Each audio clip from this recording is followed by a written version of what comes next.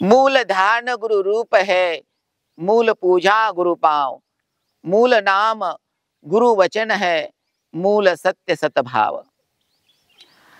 आता जे मूळ रूप आहे, म्हणजे आपण म्हणता ना ब्रह्मा विष्णू महेश, ज्याच्यामध्ये विराजमान आहे आणि चैतन्याचं ते स्वरूप आहे की सृष्टी त्याच्या अधिकारानं चालती.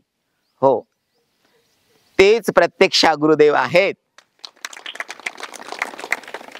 म्हणजे आपण म्हणता ना आहे पण दिसत नाहीये, लक्षात येत नाहीये. हो, ते चैतन्य प्रकाश म्हणजे आपले सद्गुरू आहेत. संत कबीर म्हणतात, आपण ज्याची पूजा करतात ना, हो, ते सद्गुरूचे चरण आहे. जी मूळ पूजा आहे ते सद्गुरूचे चरण आहेत. मूल नाम आहे ना वचन, तर संत कबीर म्हणतात की सद्गुरूच्या वाणीतून जेही काही शब्द बाहेर पडतात, बरोबर आहे, तर ते आपल्या सर्व सज्जनांचा तो मूळ उपदेश आहे. कारण की या दोह्याचा सांगायचा मतित अर्थ असा आहे की सद्गुरू आपले बोलत असतात ना, तर हे आपलं सत्य वचन आहे. कारण वेदांनी वर्णन केलंय, सत्यमेव जयते ज्ञानरूतम सत्येन पंथा विदितो देवयानः येन क्रमातुषम ह्याप्त कामा यत्र तत सतस्य परम निधानम. देवयान हा सत्याचा मार्ग आहे, तो सत्यानेच प्राप्त होत असतो आणि त्या मार्गाने साधू संत ऋषी मुनी गेलेले आहेत. त्या मार्गाने आपण गेलं पाहिजे. आपल्या भारताचं महावाक्य पण आहे सत्यमेव जयते. मुंडक उपनिषदामधलं हे वाक्य आहे, वेदांमधलं.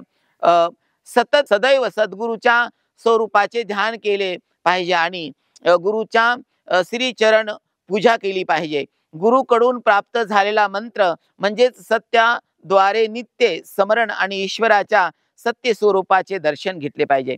अशा रीतीने एखादा शिष्य गुरु हेच म्हणजे मला असं सांगायचंय, एखादा शिष्य जर हे धारण कराल तर गुरु हेच सर्वस्व बनते. म्हणजे त्याच्यासाठी गुरु सर्वस्व आहे.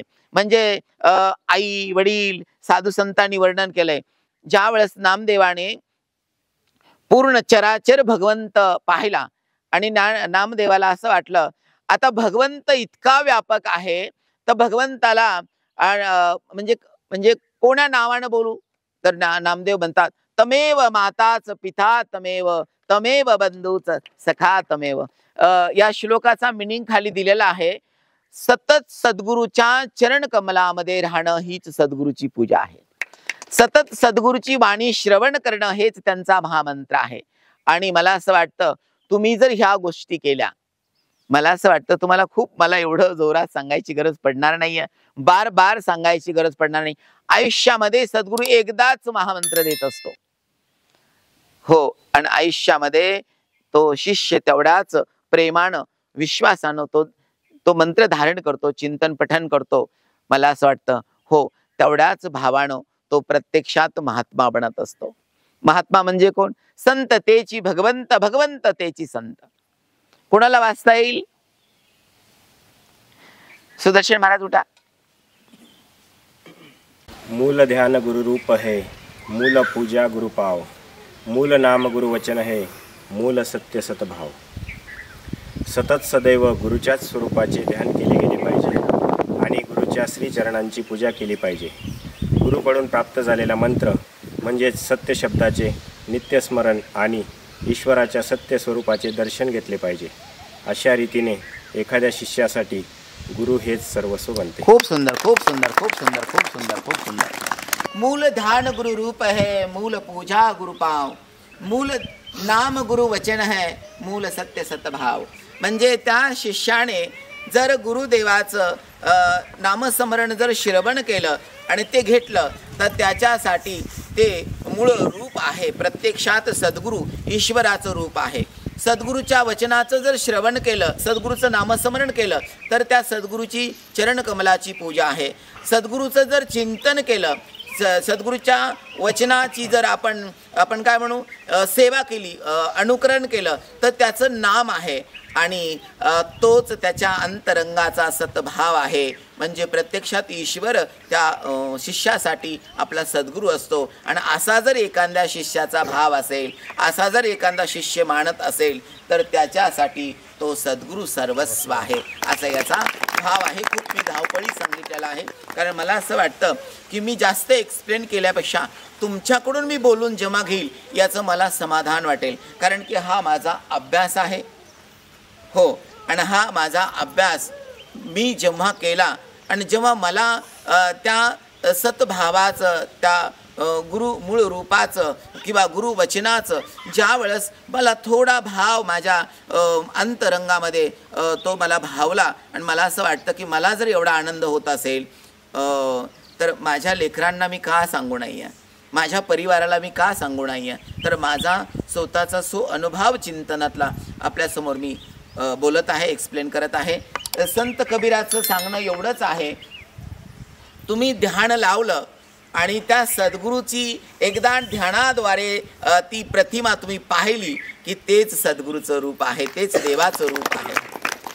जेव्हा तुम्ही ध्यान लावून सद्गुरूच्या चरण कमलांना पाहाल तर तीच सद्गुरूची पूजा आहे. ध्यान लावून त्या नामाचं चिंतन कराल तेच सद्गुरूचं वचन आहे. आणि ध्यान लावून जेव्हा सद्गुरूला तुम्ही प्रत्यक्षात त्या भावनेनं बघाल तर तेच सतभाव आहे आणि तोच त्या शिष्याचा देव आहे, ते चैतन्य रूप आहे, असं संत कबीरांना सांगायचं आहे. मला असं वाटतं अजून एखाद्या माऊलीनं उठून वाचलं तर खूप छान होईल. ज्ञानदेवानं वाचलं का? या भगवान. मूल ध्यान गुरु रूप हे, मूल पूजा गुरु पाव, मूल नाम गुरु वचन हे, मूल सत्य सद्भाव. सतत सदैव गुरुच्या स्वरूपाचे ध्यान केले गेले पाहिजे आणि गुरुच्या श्रीचरणांची पूजा केली पाहिजे.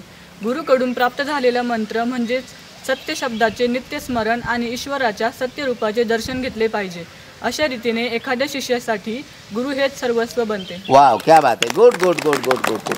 मूल ध्यान गुरु रूप है, मूल पूजा गुरु पाव, मूल नाम गुरु वचन है, मूल सत्य सतभाव. खूप सुंदर. खूप सतत सदैव गुरुच्या स्वरूपाचे ध्यान केले गेले पाहिजे आणि गुरुच्या चरणांची पूजा केली पाहिजे. गुरुकडून प्राप्त झालेला मंत्र म्हणजेच सत्य शब्दाचे नित्य स्मरण आणि ईश्वराच्या सत्य स्वरूपाचे दर्शन घेतले पाहिजे. अशा रीतीने एखाद्या शिष्यासाठी गुरु हे सर्वस्व. वाव, क्या बात है, क्या बात है. Good good good good. अतिशय सुंदर. मूल ध्यान गुरु रूप है, मूल पूजा गुरु पाव, मूल नाम गुरु वचन है, मूल सत्य सतभाव. क्या बात है. सतत सदैव गुरुच्याच स्वरूपाचे दर्शन ध्यान केले पाहिजे आणि गुरुच्या श्रीचरणांची पूजा केली गेली पाहिजे. गुरुकडून प्राप्त झालेला मंत्र म्हणजेच सत्य शब्दाचे नित्य स्मरण आणि ईश्वराच्या सत्य स्वरूपाचे दर्शन घेतले पाहिजे. अशा रीतीने एखाद्या शिष्यासाठी गुरु हेच सर्वस्व बनते. क्या बात आहे. Good good good. सुंदर सुंदर भगवान. सुंदर सुंदर. सद्गुरूच्या मंगलवाणीतून जे मंत्र त्याला शब्दाद्वारे, त्या मंगल शब्दाद्वारे जो मंत्र प्राप्त झालेला आहे, रोज त्याचं चिंतन करतो.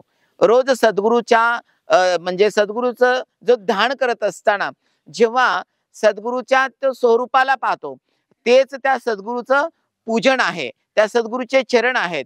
म्हणजे संत कबीरांना एवढंच सांगायचंय की शिष्याने सदा सर्वदा आपल्या सद्गुरूच्या मंगल वचनांचं श्रवण चिंतन केलं पाहिजे.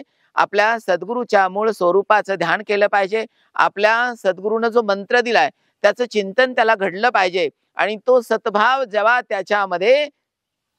त्याच्यामध्ये तो उतरेल आणि तेव्हा त्याला त्याचे सद्गुरू प्रत्यक्षात देवच आहेत त्याला जाणवतील, असा ह्या दोह्याचा भाव आहे. अतिशय सुंदर हा उपदेश आहे. आपल्या सर्वांना आपल्या जीवनामध्ये मंगल वाटचाल करण्यासाठी, मंगल मार्गाने जाण्यासाठी, आपल्याला सात्विक बनण्यासाठी आणि ह्या नश्वर देहाचा उद्धार असं आपण म्हणू प्रगती करण्यासाठी हे महापुरुषांचे महामंत्र आहेत, हे महावाक्य आहेत. आपण सर्वांनी अनुश्रवणाच्या निमित्तानं श्रवण करावे, आपण आत्मसात करावे, ही गुरुदेवांची तळमळ असते. सर्वांना रामकृष्ण हरी. जय श्रीराम.